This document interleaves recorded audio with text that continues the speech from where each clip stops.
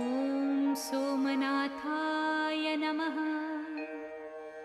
ॐ मल्लिकार्जुनाय नमः। ॐ महाकालेश्वराय नमः। ॐ ओंकारेश्वराय नमः। ॐ वैद्यनाथाय नमः। ॐ भीमशंकराय नमः। ॐ रामेश्वराय नमः। ॐ नागेश्वराय नमः। ॐ विश्वेश्वराय नमः। ॐ त्र्यंबकेश्वराय नमः। ॐ केदारेश्वराय नमः।